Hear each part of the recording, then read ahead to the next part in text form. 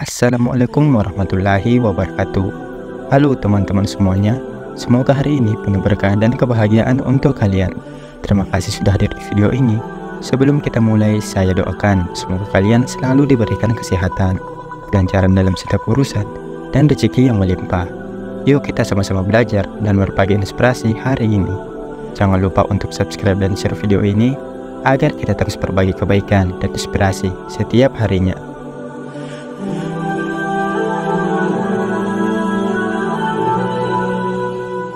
Apakah Anda tahu, ada tempat-tempat di dunia ini yang disebut dibenci oleh Allah, hingga keberadaannya menjadi peringatan bagi umat manusia. Bayangkan, di antara hiruk-pikuk kehidupan modern, terselip lokasi-lokasi yang menyimpan kisah kelam, dosa besar, dan pelajaran abadi, bahkan salah satunya ada di Indonesia, negeri yang kita cintai. Mari kita telusuri bersama, sebuah perjalanan spiritual yang akan membuka mata dan hati Anda, mengungkap misteri 5 tempat yang disebutkan dalam ajaran agama sebagai lokasi yang penuh dengan kemurkaan ilahi. Dalam perjalanan ini, kita tidak hanya akan mengenal tempat-tempat tersebut, tetapi juga memahami mengapa keberadaannya menjadi pelajaran penting bagi kita semua. Terutama di 5.000 kata pertama, saya akan mengungkap sebuah fakta mengejutkan yang akan membuat Anda terus terpaku pada cerita ini, sebuah rahasia yang mungkin akan mengubah cara pandang Anda terhadap lingkungan di sekitar Anda. Jadi, jangan berhenti membaca, karena di akhir perjalanan ini, Anda akan menemukan jawaban atas pertanyaan besar, bagaimana kita bisa menghindari menjadi bagian dari kemurkaan tersebut. Perjalanan kita dimulai dengan memahami konsep tempat-tempat yang dibenci Allah, sebuah gagasan yang berakar dari ajaran agama, terutama dalam Islam, di mana Al-Quran dan hadis menjadi sumber utama. Tempat-tempat ini bukan sekadar lokasi fisik, tetapi juga simbol dari perbuatan manusia yang melampaui batas, melanggar hukum Tuhan, dan menyebarkan kerusakan di muka bumi. Dalam ajaran Islam, Allah mencintai kebaikan, keadilan, dan kebersihan, sehingga tempat-tempat yang menjadi sarang dosa, kesaliman, dan kerusakan otomatis menjadi tempat yang dibencinya. Bayangkan, jika Anda memiliki rumah yang indah, namun ada sudut yang kotor, penuh sampah, dan digunakan untuk hal-hal buruk. Bukankah Anda akan membenci sudut itu? Begitulah cara kita memahami konsep ini, dan melalui cerita ini, kita akan menjelajahi 5 tempat yang menjadi simbol kemurkaan tersebut, dengan salah satunya, yang mungkin mengejutkan Anda, berada di Indonesia, negeri yang dikenal dengan keindahan, alam dan budayanya, tetapi juga menyimpan sisi gelap yang perlu kita renungi bersama. Mari kita mulai dengan tempat pertama. Sebuah lokasi yang disebutkan dalam Al-Quran sebagai simbol kesombongan dan keangkuhan manusia, yaitu negeri kaum Ad, yang terletak di wilayah Al-Ahqaf. Kini dikenal sebagai bagian dari gurun Rub al-Khali di Jazirah Arab. Kaum Ad adalah kaum yang sangat kuat, memiliki tubuh besar, dan membangun peradaban megah dengan istana-istana tinggi menjulang. Tetapi mereka lupa bahwa semua itu hanyalah anugerah dari Allah. Mereka menyembah berhala, menindas yang lemah, dan menantang kekuasaan Tuhan dengan kesombongan mereka. Allah mengutus Nabi Hud untuk memperingatkan mereka, tetapi mereka menolak dan bahkan mengejeknya.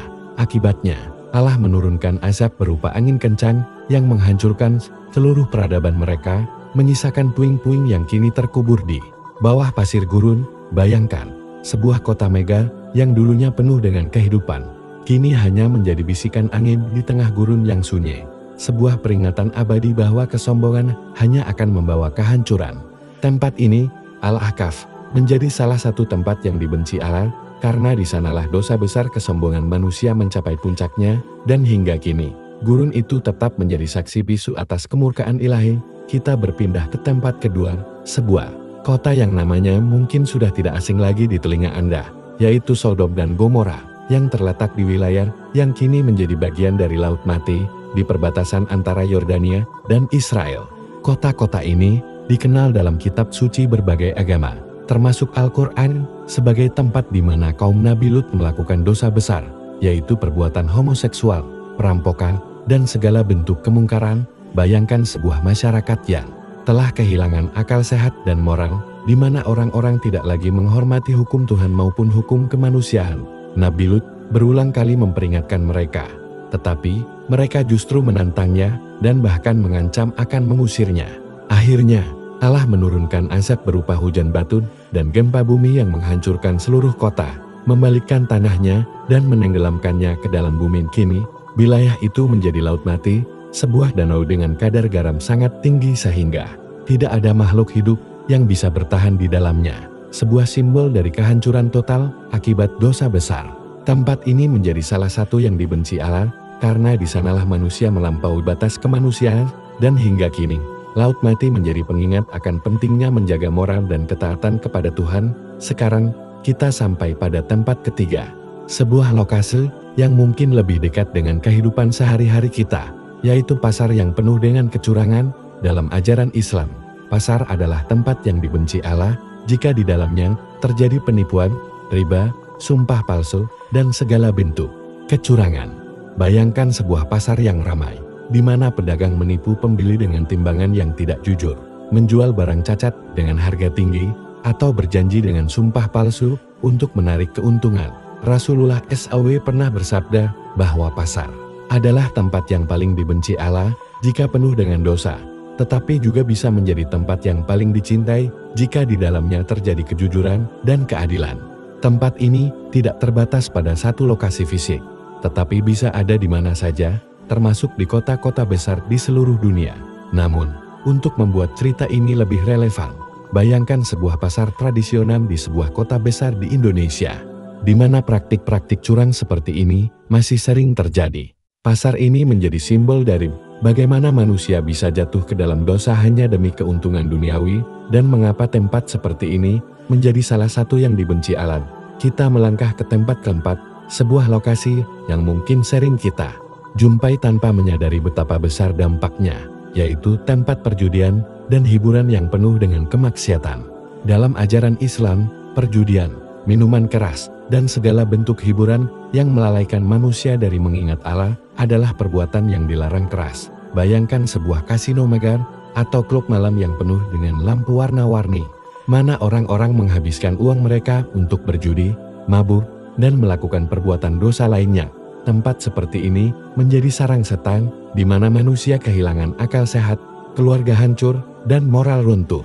Dalam konteks global, kita bisa membayangkan kota-kota seperti Las Vegas sebagai simbol dari tempat ini.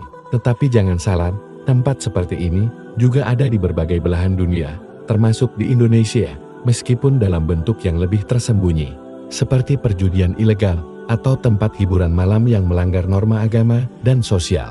Tempat ini menjadi salah satu yang dibenci Allah, karena di sanalah manusia melupakan tujuan hidup mereka dan tenggelam dalam dosa besar.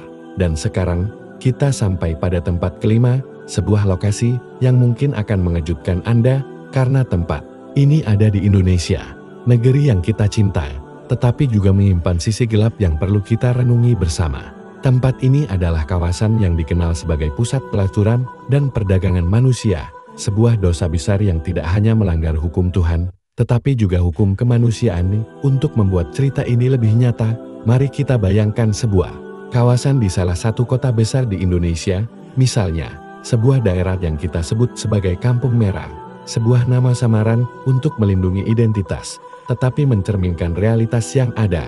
Di Kampung Merah, ribuan manusia, terutama perempuan dan anak-anak, terjebak dalam lingkaran eksploitasi, di mana tubuh mereka diperjualbelikan, martabat mereka dirampas, dan harapan mereka dipadamkan.